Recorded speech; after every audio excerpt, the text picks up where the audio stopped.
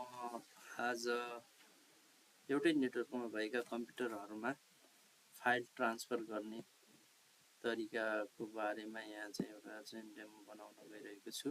एउटै नेटवर्कमा भएका धेरै कम्प्युटरहरू छन्। एउटा कम्प्युटरबाट अर्को कम्प्युटरमा डेटा ट्रान्सफर गर्नु छ भने हामीले पेन ड्राइभ या कुनै केबल छैन हामीसँग, या भए पनि अलि ठुला लार्ज फाइलहरू छन् भने हामी यो चाहिँ नेटवर्किङको माध्यमबाट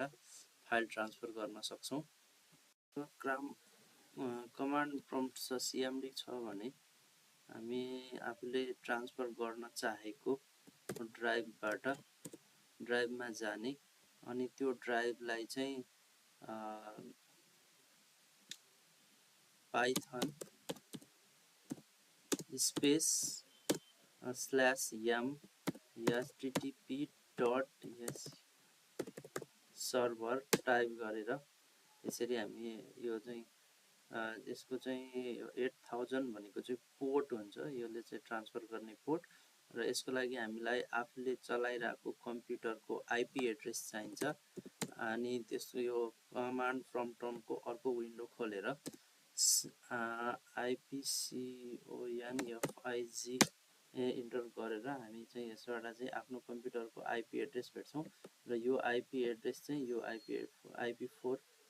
IPv4 भनेर यहाँ यसरी दिइरहेको हुन्छ। अब यो आइपी एड्रेस र सेमिकोलन 8000 डेटा ट्रान्सफर गर्न चाहेको कम्प्युटरमा ट्रान्सफर गरिसकेपछि रिसिभ गर्न चाहेको कम्प्युटरको कुनै वेब ब्राउजरमा गएर उताबाट चाहिँ त्यो ट्रान्सफर गर्न चाहेको कम्प्युटरको आइपी एड्रेस 192.168.28 सेमिकोलन 8000 गरिसकेपछि चाहिँ यसरी इन्टर गर्दाखेरि हामीले जुन कम्प्युटरबाट चाहिँ डेटा रिसिभ गर्ने हो त्यो कम्प्युटरको सेयर गरेको ड्राइभ सबै देखिन्छ। अब जस्तो मैले यो त्यो कम्प्युटरबाट सेयर गरेको ड्राइभहरूमा मैले यो कम्प्युटरमा कुनै सफ्टवेयर कपी गरेर राख्नु छ भने यसरी चाहिँ यो क्याड फाइल चाहिँ मैले यसरी कपी गरेर राख्न सके, र यो भयो पुरै ड्राइभ सेयर गर्ने। सँगै हामी कुनै फोल्डर मात्रै पनि सेयर गर्न सक्छौँ। जस्तै हेरौँ, मैले अब यो कम्प्युटरको कुनै एउटा फोल्डरभित्रको कुनै एउटा फाइल मात्रै सेयर गर्न चाहे भने त्यो फाइल मात्रै पनि, किनभने सबै कुराहरू युजरहरूलाई नदिने, एउटा रिलेटेड फाइल मात्रै उनीहरूलाई चाहिँ ट्रान्सफर गर्ने हो भने, जस्तो मैले यो अफिसर नोटभित्रको यो क्याडेस्ट्री भित्रको यो ल्यान्ड म्यानेजमेन्ट यो क्याडेस्ट्री भित्रको यो फाइलहरू या ल्यान्ड म्यानेजमेन्ट भित्रको यो फाइलहरू चाहिँ सेयर गर्नु छ भने यो चाहिँ मैले यसको डिरेक्टरी पाथ डिरेक्टरी चाहिँ कपी गर्छु, र त्यसपछि फेरि कमान्ड प्रम्प्टमा जान्छु र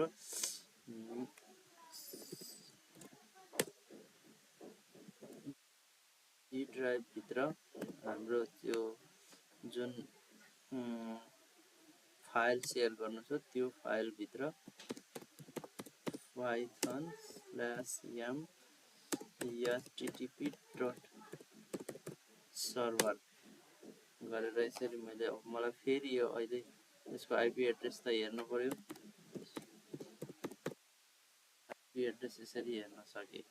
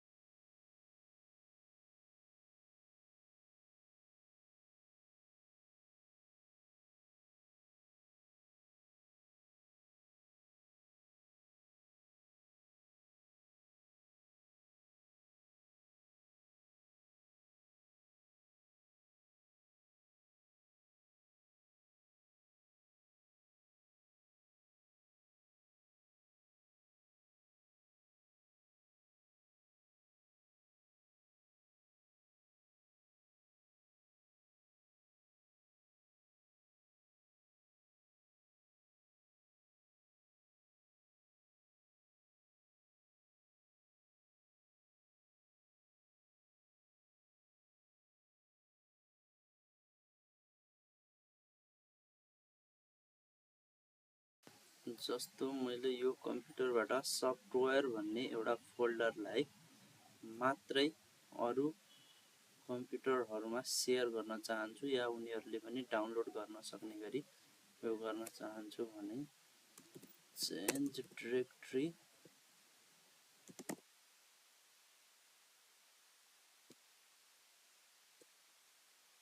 की ड्राइभमा छ मेरो सिडी मैले त्यो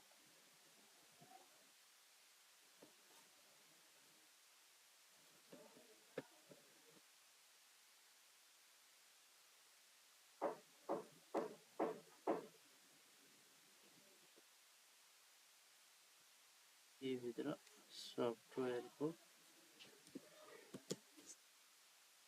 यसलाई कपी गरे सफ्टवेयर भित्र गयो पाइथन स्पेस